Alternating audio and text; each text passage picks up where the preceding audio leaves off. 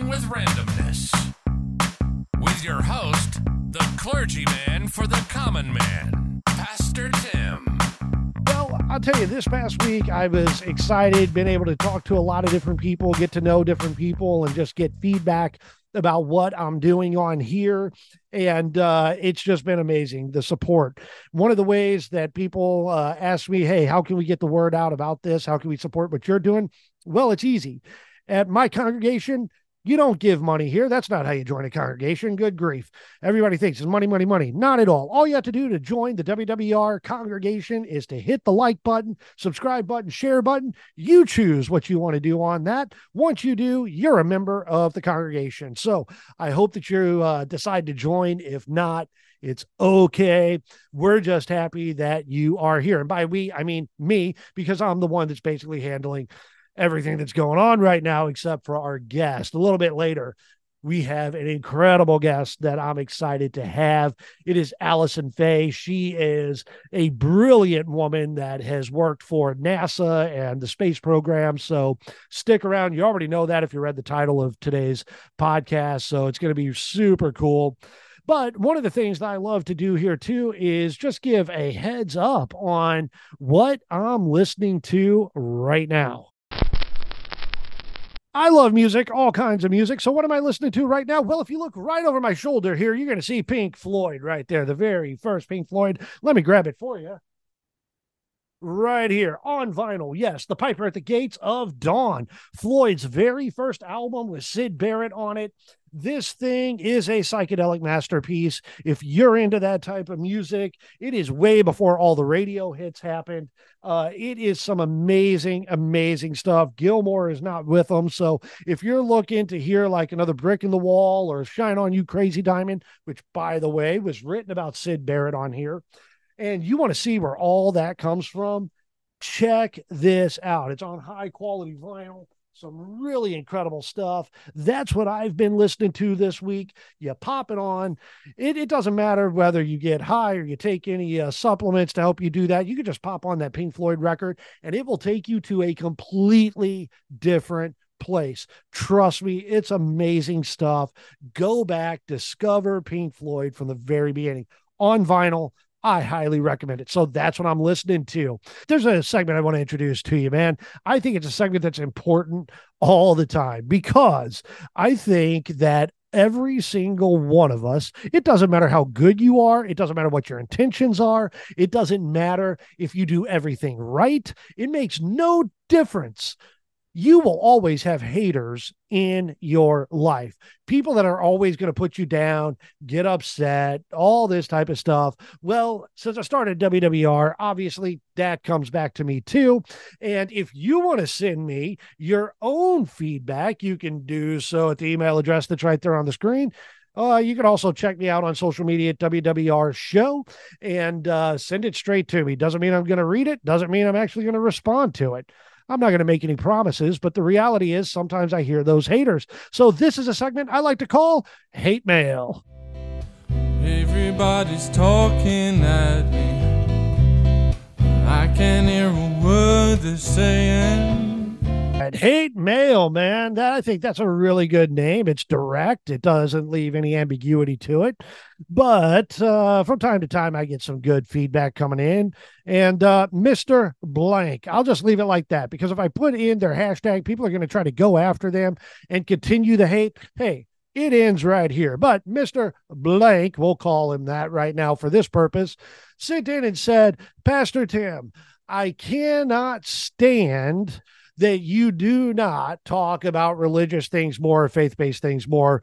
I thought I would hear more about it. Well, Mr. Blank, thank you for sending in your feedback, but that's not the format here. If you want to hear that type of stuff from me, you can go online and find me at church, Coastal Fellowship Church, all that good stuff. That's not the format here. I totally understand if you want more spiritual type comment. That's not the purpose of this particular podcast, but I do thank you for listening. You can find it somewhere else. For those that are still on, yes, spirituality is a component of the podcast, but I save it to the very end. So if this is your first time listening and you're afraid that's what we're going to dive into, don't worry. It's at the very end. And guess what? I'm going to give you a heads up. So if you don't want to listen to that part, you can shut it off right then. But I certainly hope you stick around for the rest of the show. Well, why don't we jump into our main event? Conversation with Pastor Tim with none other than Alison Faye. Let's hit it. Come on, people now, smile on your brother. Everybody get together, try to love one another right now.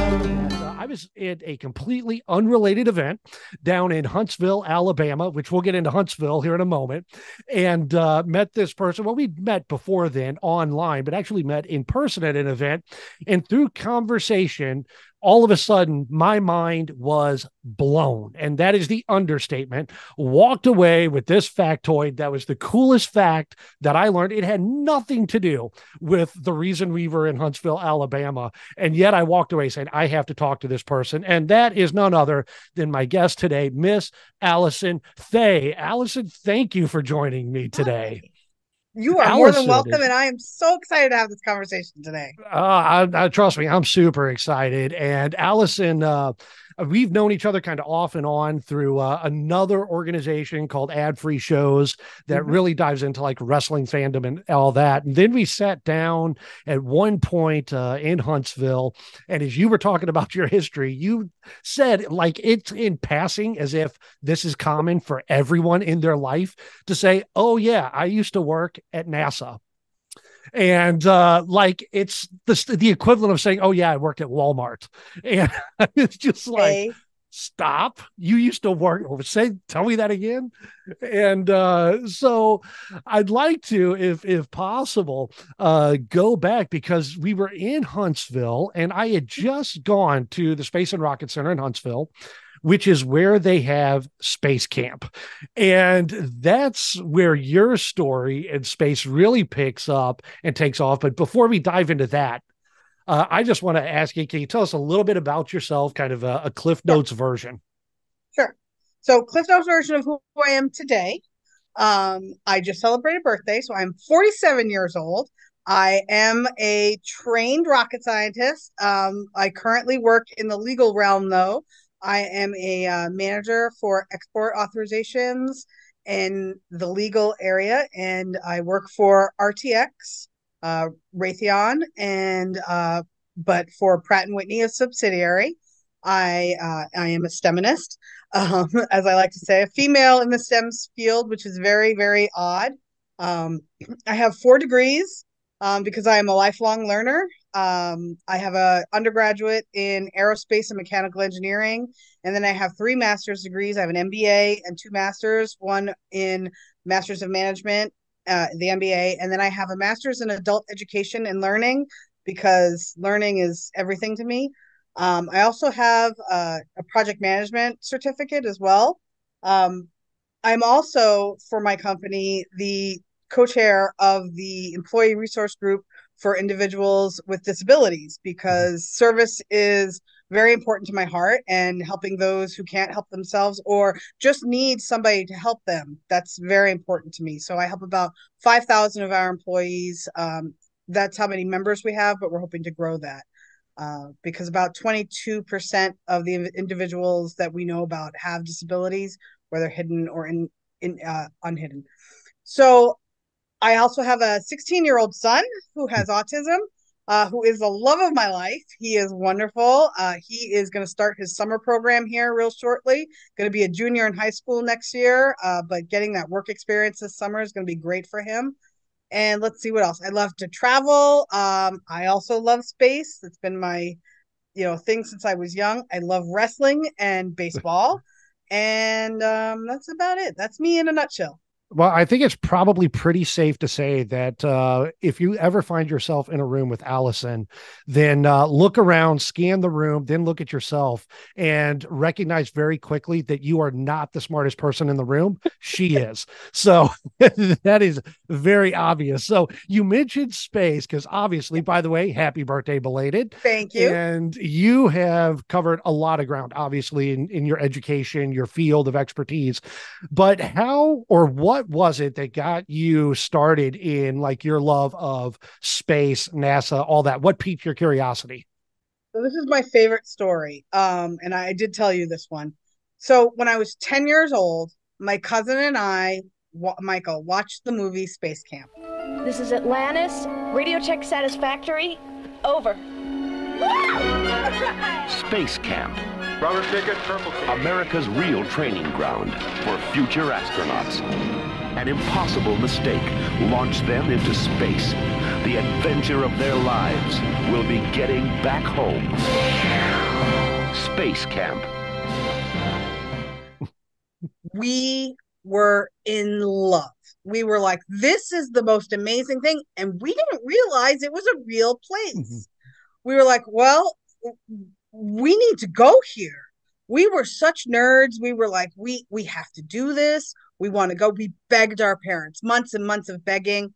And for Christmas, our parents surprised us with a trip to Space Camp in Huntsville, Alabama. We went. We nerded out for a full week. 10 years old, my parents sent me on a plane by myself from New York to Huntsville. I did this trip all by myself. And I came home, and first thing I said to my parents was, this is what I'm going to do with my life. Mm. And my parents said, you're going to be an astronaut? And I said, no, because I get sick on planes. I don't want to be an astronaut. I said, I want to be an aerospace engineer and make those space shuttles fly. And my parents were like, oh, all right, sure. You know, my mom was a teacher. My dad was a interior architect, you know, space planner, and neither one had any idea. I was talking acronyms when I came home. I was talking, you know, all this different stuff. They had no idea what I was talking about. But I was determined. So determined, I went back to Space Camp twice more.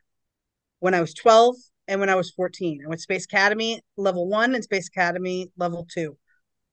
Which I know on the screen, we have a couple of photos from you at Space Camp that you were kind enough to share.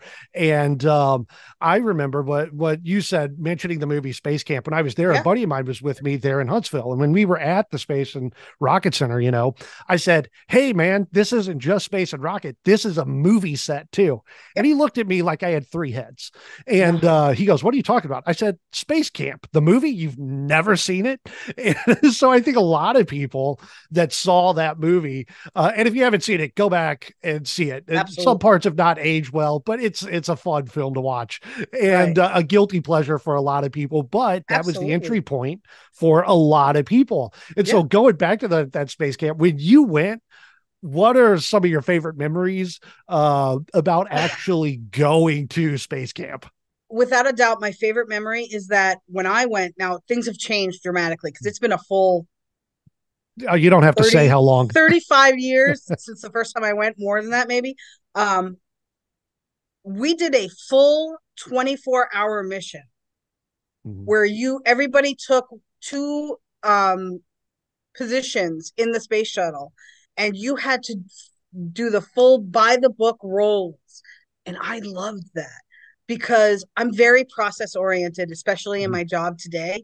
But I loved you had to follow by the book or your mission didn't go as planned. And our goal, and everybody had this who went to Space Camp, your goal was to make your mission go as planned. And I loved it was a team aspect. It was a team roles, and you all had to constantly be checking in with each other. And at 10 years old, I knew what I needed to do. You knew what you had, you knew where you needed to be at all times. And as the Space Camp, Space Academy level 1, Space Academy level 2 progressed, it got harder. And people were like, oh, you just went to have fun and, look at things. No, that's not what it was. When I went Space Academy level 2, one of the pictures I sent you was me in scuba gear. They actually took me, now they don't do this anymore. They took me to Marshall Space Flight Center, put me in scuba gear, and put me in the tank with the space shuttle. Like, that's nuts to think about. They don't do that anymore. But, I got something that was insane to think about. They train astronauts like that today. Like, I got to go in, and touch stuff. And that's how they train the astronauts to practice being weightless, is with scuba diving. So it was tremendous. being back there, just a few months ago at the time of this recording, it's been probably a couple months since we've been down in Huntsville. And when I was down there, one of the things that was awesome to see was other kids, other teens that were there experiencing space camp, because it did go on hiatus, especially during the pandemic, all of that. And there was a lot of talk and a lot of, rumor that, hey, it may not be coming back or they may not be doing something. But I saw several of these younger kids, what I would call younger kids, 10, 11, and then in some in their teens, doing not exactly what you said, but doing their missions. Yep. And I was like, this is not just going and playing and camping and saying kumbaya. They were serious. They were like, on some of them, it looked like they were having the most stressful day of their life, but at the same time, they were having the funnest day of their entire life. And it was super cool to see this program back up and running. And one of the reasons why I think it's great, I never got to go, but space, I've always been fascinated with it. And one of the things I think is so great about it is because it does help kids to dream, to refocus, to find purpose, all of that, just like yourself, and to not just dream about doing something that they find uninteresting, but to fully dream things that they feel, for a lot of people, are outside of the realm of what they think is possible. And for you transitioned, obviously going to space camp, but then that did lead to a job eventually working on the shuttle program in a part and all that. How did that happen? You've already said your educational background, but how does somebody even have the guts to say, I'm going to apply for this? So it even goes before that. So when I was looking at colleges, so my last stint at Space Academy was when I was, I think, a junior in high school. And I started looking at colleges. Now, I went to go look at where I eventually went to was Worcester Polytechnic Institute.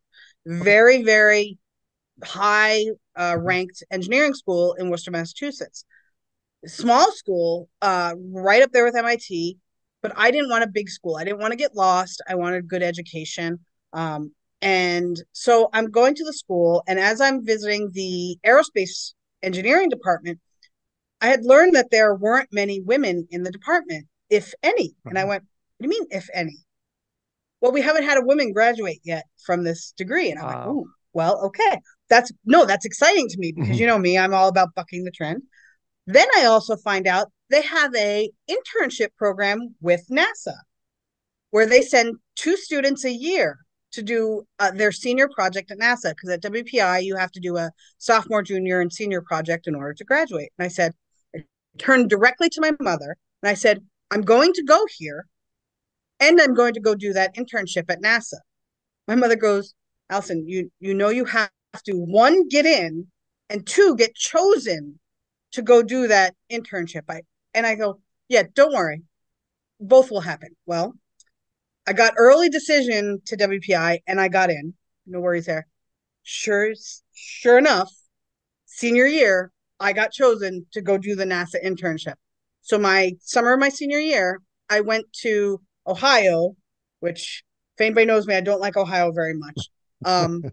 But I went to NASA Lewis, which is now NASA Glenn, and I worked the entire summer at NASA. And I worked on, the project was determining how much residue there was for satellites from their engines in space on camera lenses that they were putting on the outside of the satellites. So they gave us a small vacuum container.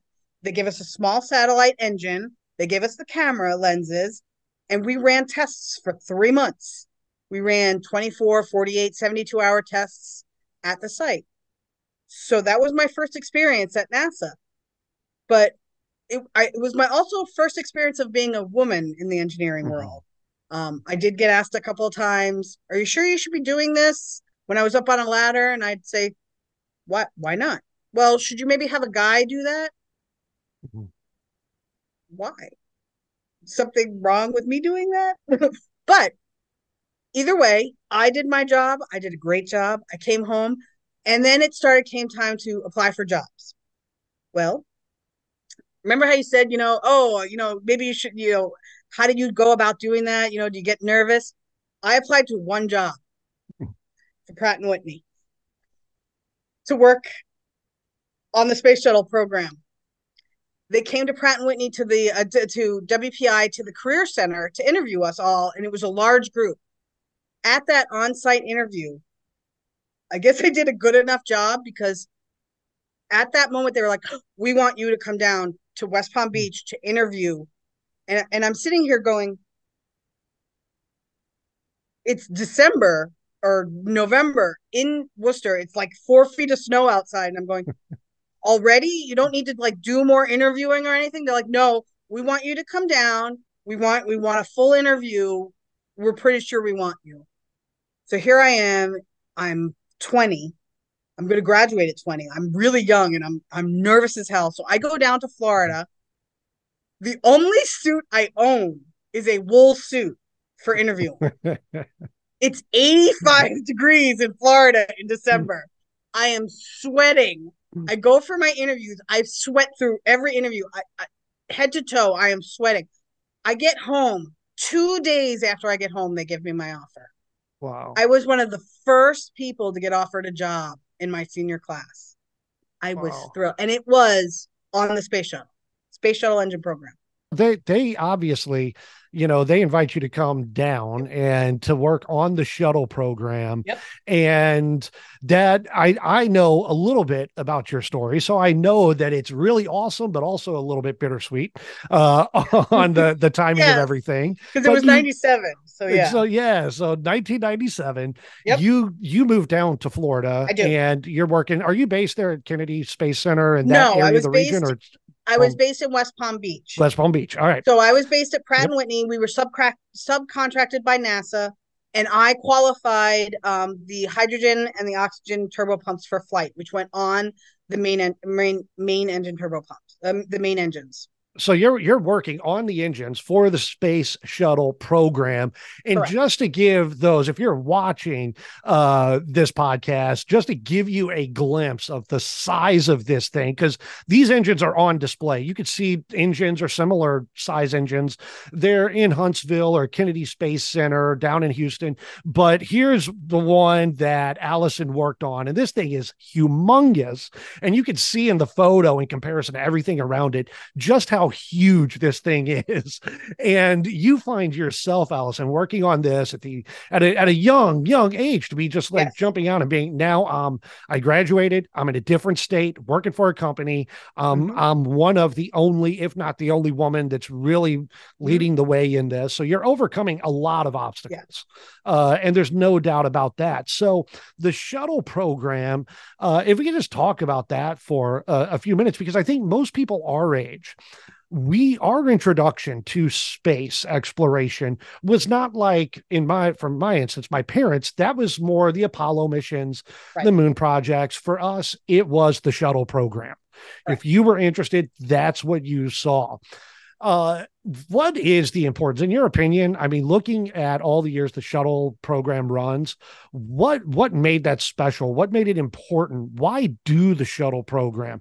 After all, we landed on the moon. What else? So what was the purpose in general of the shuttle program? For us, well, for me at least, it was that we never knew really. All right, I'm going to throw a little bit of my own opinion in here, okay? Mm-hmm. We never really knew what was out there. Mm-hmm. So it was that space exploration part of it. It was the fact that we could take a repeatable process and do it safely. Now, yes, we will talk about the tragedies, but look at what we did. We took people in a craft and took them to places that were beyond reach. It did take a lot to get them there, but there's so many places we haven't even come close to touching. We haven't gone far. If you look at where we've gone, we haven't gone far. We haven't stepped foot anywhere else. And yet we know where everything is. Mm-hmm. It's just the logistics of everything. That space shuttle, the shuttle itself, is so amazing, and the evolution of it. Like you said, from the capsule to the shuttle, the evolution is amazing when you look at what we've had to, the breakthroughs that had to happen to get to that shuttle. And then even after, because I work on the engineering side of it, on the propulsion side of it. It takes so much to get that shuttle in the air. That shuttle really is only for use once you're in space, really. Mm-hmm. It's a glider once you get back into into our atmosphere, but it's still amazing to get there and to think about how everything translates. It's hard. It's hard math. Like, I don't even know if I could do it still now because I haven't used that part of my brain in such a long time. I mean, you mentioned the fact in Huntsville that, I work for NASA. Like I said, I went to Walmart the other day.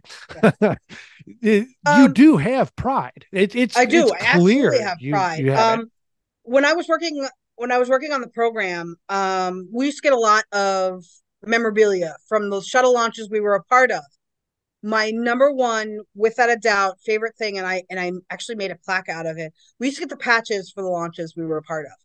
One launch, though, they actually did something really special for us. They brought up small American flags up into space in the shuttle and then brought them back for us. That's the thing I am most proud of, without a doubt. I made a small plaque for myself because I sent a picture to you of that launch.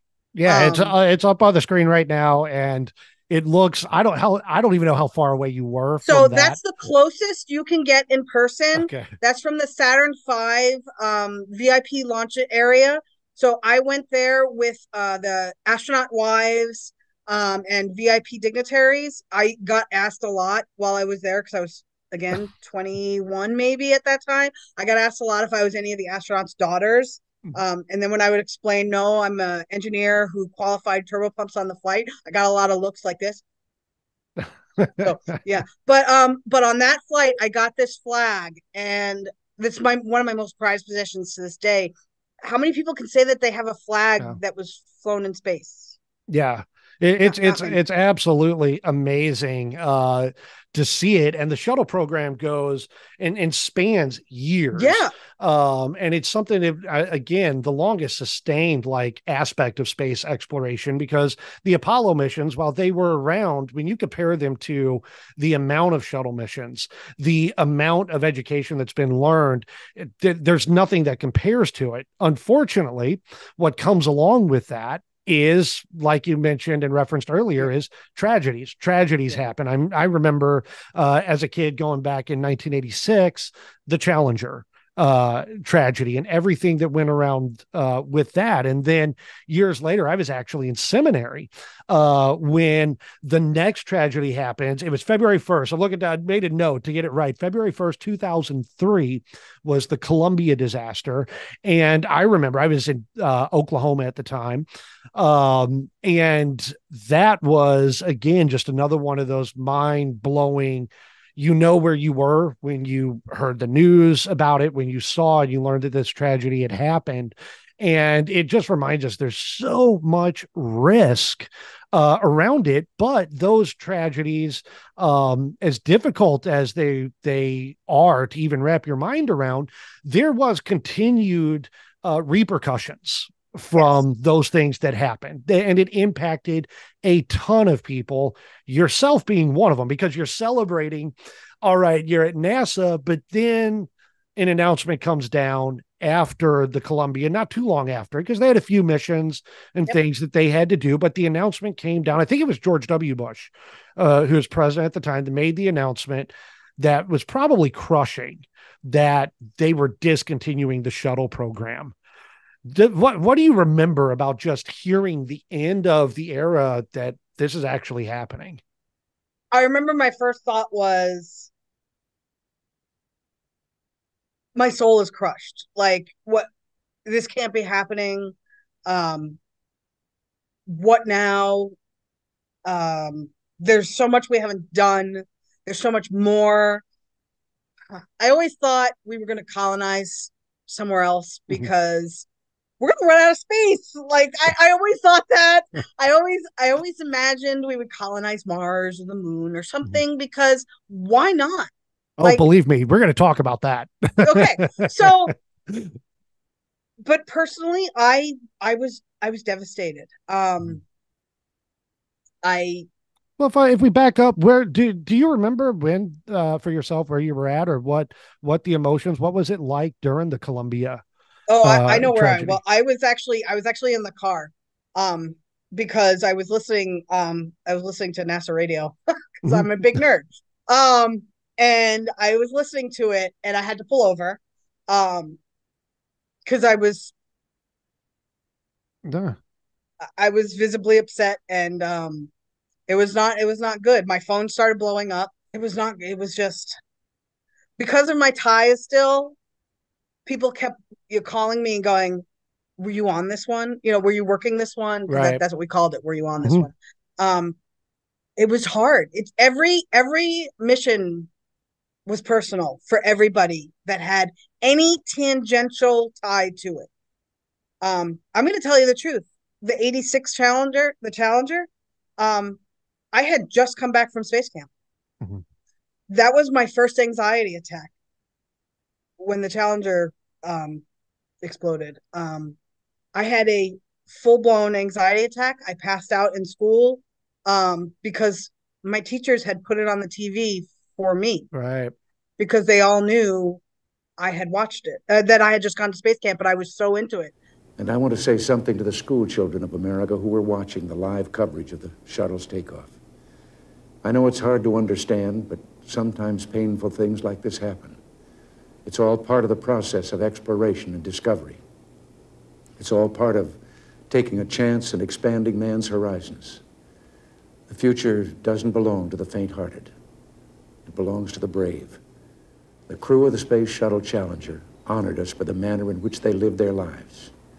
We will never forget them, nor the last time we saw them, this morning, as they prepared for their journey and waved goodbye and slipped the surly bonds of earth to touch the face of God. And so when the next one happened, I knew better than to continue the way I was. Um, I think can I say there too? I yes. think for me, it seemed unfathomable in my mind that it would happen again. Like there would be Uh, something on there. You get what I'm saying? Like, yes, so when absolutely. Columbia came, I was Yeah. like, wait, this can't be possible that this happens again. Not, and even though they're two totally different Right. scenarios, Absolutely. the catastrophic nature of it is still the end result the same of this catastrophe that happens. It seemed out of the realm of possibility to me that it could happen again. And then it just slaps you in the face is like, whoa, no, every time a launch happens, every time something like this happens, there's immense risk because you can't Yes. calculate out all Yes. risk. Yes. And so when you're the Challenger, I can only imagine. I remember the Challenger happening and the television, all of those things too, as a kid. And now you've seen the Columbia, you're out of the program, but still, Now undoubtedly, I know a tons of lot people that are more. connected. Yeah, Yeah. the That was the ins and problem. outs. That was the problem this time. Now Mhm. I knew a lot more. And that was, I call it a problem because now I Mhm. was way more educated. Mhm. And I want to say it was harder for me to believe because I knew the work. I knew the Mhm. checks. I knew the checks and balances. I knew everything that went into the prep for a flight. So I knew how hard it was to have a catastrophic end. Mhm. So, ooh, it hit me so much harder. I bet. I bet. Now looking back, then the program gets shut down. I forget exactly what year it was. Like I said, I know Yeah. that they had a few more. They had to take some supplies back up into the space station, different things like that, and then it wound down. It runs down, and the shuttle program is no more at that point. So, and as it's kind of like a natural pause point there. What do you think is the legacy of the shuttle program as a whole? If you had to like nail it down to one or two things, what do you think is the legacy of it? So I'm going to be honest. I literally bought my son a shirt today, of an old NASA logo with the space shuttle on it. Mm. To me, that's it. NASA is the old shuttle. Mhm. That brings to me all the memories of all those great launches, all the successful launches, all the successful missions. Remembering all the great. My college had an astronaut. One of my teachers, Sacco, Professor Sacco, was an astronaut. Mhm. I loved that. I loved that I had a personal connection to an astronaut. That was amazing to me. There was proof that anybody could be an astronaut if you really wanted to be. I loved that about the shuttle program. There was a proven, pathway if you wanted to work on the shuttle program. I was living proof that anybody could have that as, a goal and could achieve it. So to me, those two things, you got your classic NASA logo with the shuttle on it. And if you wanted to work on the NASA shuttle program, you sure as hell could. Yeah, I think it's, when you think about being a kid, even today, it's still one of the things that we point to. What do you want to be? And it'll be things like, the big dream that a kid, you want to be president, you want to be a firefighter, a policeman, an astronaut. Like those are like, big dreams of serving your country, your community, doing something outside or bigger than yourself. And for me, that's what the shuttle program, the legacy is of doing something bigger than yourself. Because that's what everybody that worked on the shuttle program and all the programs at NASA are doing. Yeah. It's not like, here's the one person. I think the one person that, in my opinion, there's only one person that it was like, okay, them. And that's Neil Armstrong, the one person who first stepped on. But, and you have Buzz Aldrin and, I got to meet him. Yeah. I got to meet Buzz Aldrin at a Society of Women Engineers conference one year. And I will totally admit this, I fangirled all over him. You didn't ask him if it was fake, did you? No. It didn't put you. No. I remember that. I can't remember the guy who did it. Famous person. If you haven't seen it, you can YouTube this out there. A guy goes up, I believe he had a Bible in his hand or something to that can. It asked Buzz Aldrin to swear on the Bible that the moon landing was real. And instead of putting his hand on the Bible, he put a fist to the face. It's a pretty infamous moment of Buzz Aldrin punching this guy that's out there. So, but yeah, I think dreaming beyond yourself, and that begs the question, what do we look to next? And now, after the shuttle program goes away, a vacuum. There's a huge vacuum and people rush in to fill it. And the three main people is the one everybody's familiar with is Elon Musk with SpaceX. The other is Jeff Bezos, and then Sir Richard Branson, Virgin Galactic. So these three billionaires rush in with a different concept. I wouldn't say new, but it's the first time it's new on this scale to say we're going to privatize at least a large portion, even though they do use public funding and grants and things like that. They're going to privatize space exploration, or what is now known as space tourism. And so you get guys, all of a sudden you go from like the magic of a Buzz Aldrin or a Neil Armstrong to William Shatner. Literally Captain Kirk going up for 10 minutes in space. And so now you have space tourism. What are your thoughts just on that concept as a whole, this idea of space tourism? I mean, if you've got nothing better to spend your money on, and you want to take the risk, I think a lot of people don't understand how much risk there is, because I watched a test the other day where I don't know if you watched this one, where the SpaceX test where it blew up after the test, and it was a successful test, and people were like, how is it successful? It blew up. Because that's what you're testing to see what works and what doesn't, and sometimes it blows up. I had a friend of mine, speaking of that test, I had a friend of mine text me after it blew up and was like, ha, look at these idiots. And I was like, dude, that's a successful test. And this is why it's successful. They expected that this was the outcome. And it's like, and so many people don't think about that. Exactly. It cleared the tower. That was huge. Yeah. Like that was what they were trying to achieve. And that it got anything more than that was a bonus.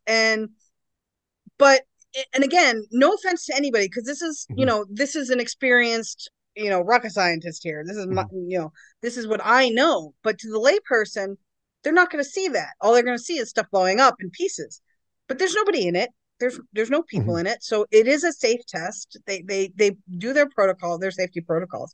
But again, if you've got the money and you're helping learn more about our what our breadth is and what our reach is, why not?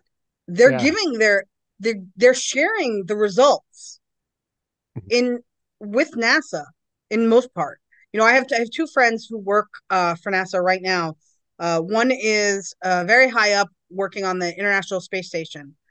He trains the astronauts before they go onto the space station. I'm so proud of him. Shout out Jason. And I'm, he's constantly, telling me that it just gets harder and harder as things go on. So to me, I look at these privatized companies and I'm like, go for it. If you want to take this to the next level and spend your own money, why not?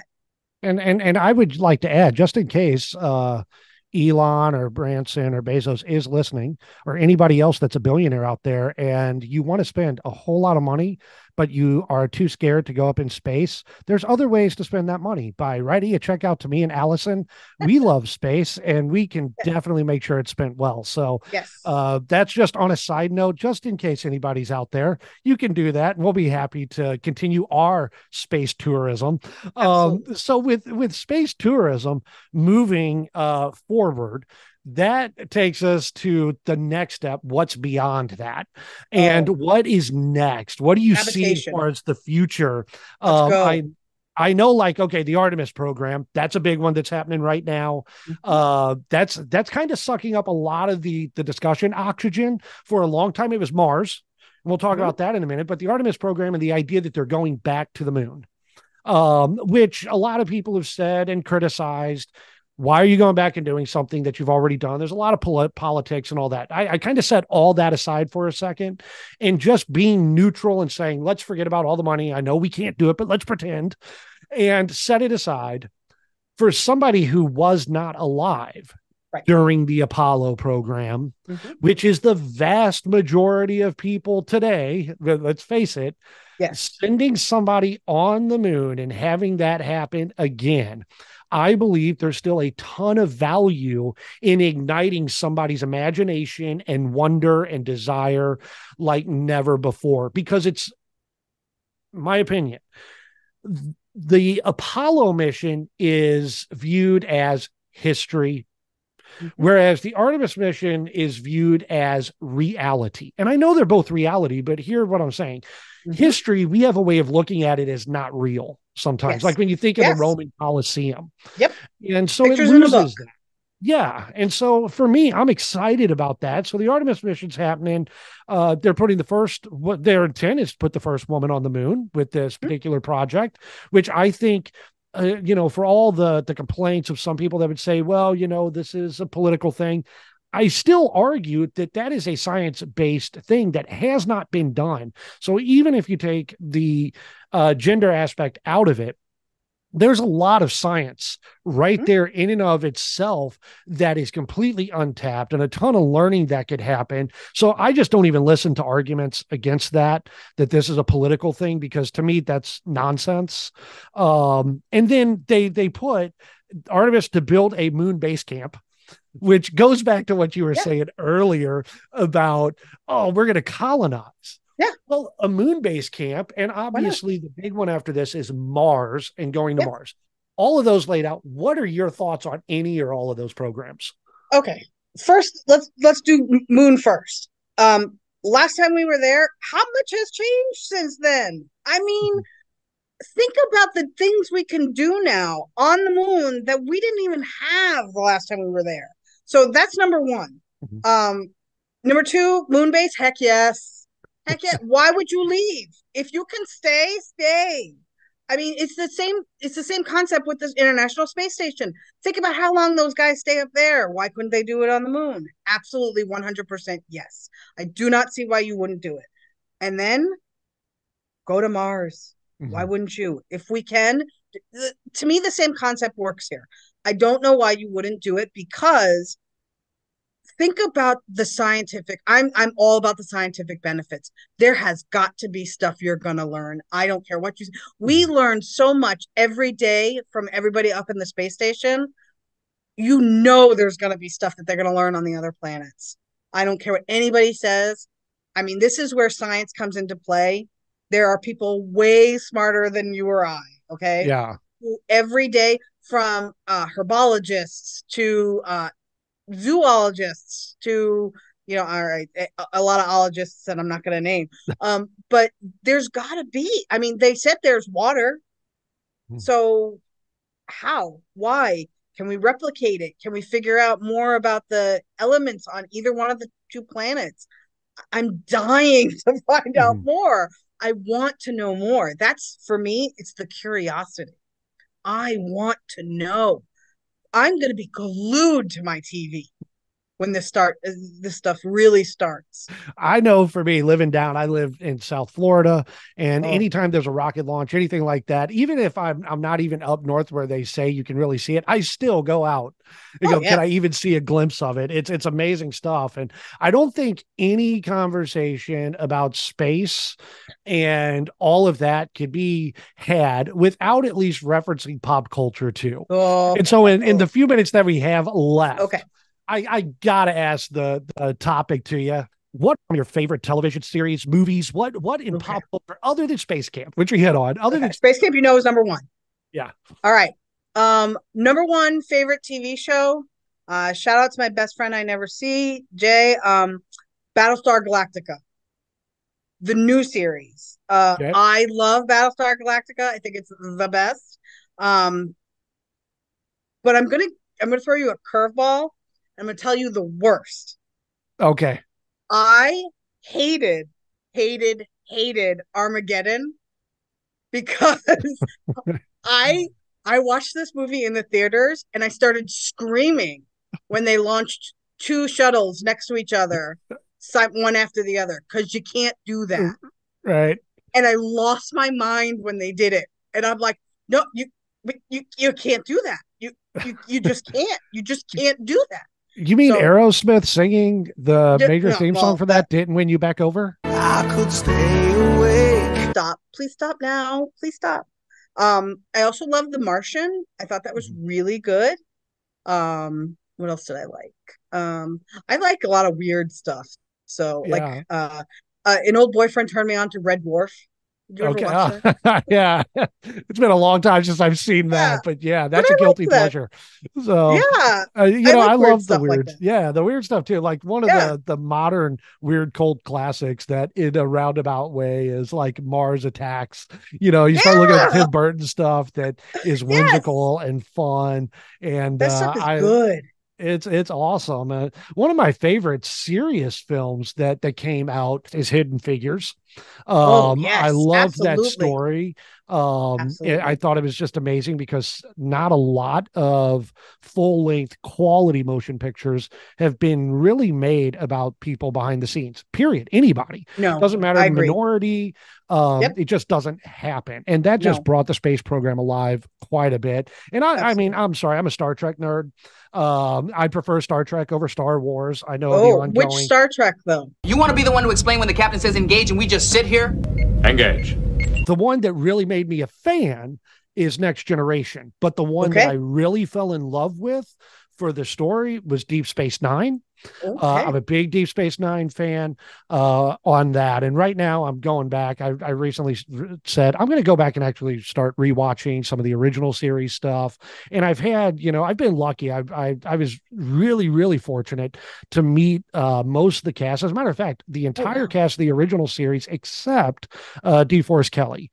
And so to meet like all of them at different points and hear their perspectives, and then to do the same thing with the next generation, to hear some of their talks. Because at times, if you ever do it, a big shout out to, if you ever get a chance to go out to some of their conversations and talks, a lot of times they'll have people from NASA and just different space parts of the space program get up and talk. And it's always fascinating if you're into that thing. So I would go to like a convention sometime just because I heard that, hey, they've got an astronaut or they have this person that's talking about it. That would be there. It's kind of a bonus. And it was funny. You could go in and you could see Leonard Nimoy speak. And of course, the place is packed out. Then they have somebody that actually has been to space, and there's like 100 people in the room. It goes from like 1,000 to 100. And I'm like, there's something wrong with this picture here. But I think it's absolutely amazing. I'm hoping and looking forward to the program continuing to take off. As we wrap up our conversation, let me ask you this. What would you tell somebody that was interested in getting into the program today to kind of follow in your footsteps that says, hey, I'm interested and I want to do something? What advice would you give them? They want to be involved in a NASA program or something like that. I'd say get involved as early as possible. I'd say, depending on how old you are, because, I look at my son now, he's involved in his tech club in high school and he loves it. So get involved as early as possible. If you're in college, get involved in your tech robotics club, whatever in college. If you want to be an astronaut, look at ROTC. They really like looking at people with a little bit of military background. But you don't need that either. Project-based stuff is always good as well. But engineering, internships, they look for people who have internships, a little bit of work background. But honestly, all you need is the desire. That's really all you need. I set a goal from an early age. I looked for colleges that just had what I needed, what I wanted. And I just said, this is what I want. This is what I'm going to do. And I just didn't stop until I did it. That's what I find so inspiring about your story is when what I see there and what I heard from you the first time we talked about this down in Huntsville was one single word, and that is passion. And I believe that passion is a huge driving motivator for anybody that's successful in any area, wherever they decide to work. And I know, my day job, so to speak, if you want to call it that for people. I mean, again, this is not what we'd call like a faith-based podcast that I do, but everybody for the most part knows that I'm a pastor. And my congregation, the one thing they constantly say to me about my speaking is, you're so passionate. And I think that's the thing that I heard from you is passion. And my biggest takeaway that I would encourage people is whatever that you're passionate about, follow that, no matter how far away that dream may feel, no matter how unachievable that it may look like. If you're passionate about it, from my perspective as a person of faith, I believe those passions are put inside of you and also developed inside of you, and to go for it. And Alison, I think everything that you've done, your story is a story of passion and relentless pursuit beyond every barrier. And so I just want to say a big thank you for joining me today to do a little bit of just a conversation that isn't like so heady and over the head of people, but just talk about, hey, this is somebody's life. And I pray and hope that people, as they look at the shuttle program, as they look at these things coming up, to remember behind those big pieces of machinery are people. And that's exciting. So thank you so much for joining. Thank you for having me. This was so much fun. I really love, just having a casual, fun conversation. And, if I get to, like you said, share my passion with you and others, I really enjoy it. So thank you again. Well, let me ask you, is there anywhere, do you want to plug anything on here as far as where people can connect with you? Any social media? I mean, if you guys want to follow me, I'm at Alison Faye on Twitter.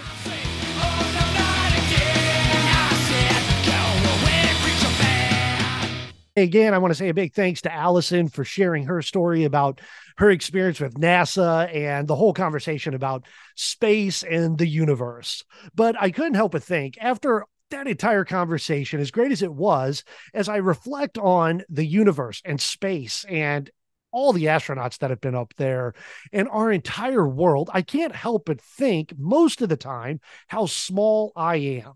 You probably have the same thoughts when you look or think about outer space, or not even that, just the entire world's population. Inevitably, we think, wow, I'm just a dot on this big planet. And while that's true, I want you to expand your thinking for a moment. What if, just what if, hold with me for a moment and with this thought, what if there was a God that created all of this? I tend to think that more than likely, he didn't create it all in order for us to feel small and insignificant, even though there is an element of truth to that. What if he actually created the vastness of the cosmos, not to show us how small we are, but instead to show us how big he is? I want to encourage you as we finish, whatever problem you're going through, whatever struggle that you may be facing right now, I want to remind you there is a God. I believe there's a God that's bigger than all of that. And I want to leave you with this thought. I believe that God is bigger than all the problems, all the circumstances. A lot of times it takes us intentionally looking away from the problems or allowing God to be a part of what we're looking at in addition to the problem. I want you to know I'm thankful that you joined me today. If you enjoyed the podcast, click the like button, subscribe, share, however you want to do it. That's up to you. You can join what I call the congregation by just clicking one of those buttons and let people know. But as a final reminder today, as we wrap up, God loves you with an everlasting love. He always has, and he always will, whether you serve him or not, whether you believe in him or not. He loves you, and you're valuable. God bless you. I'll see you next time.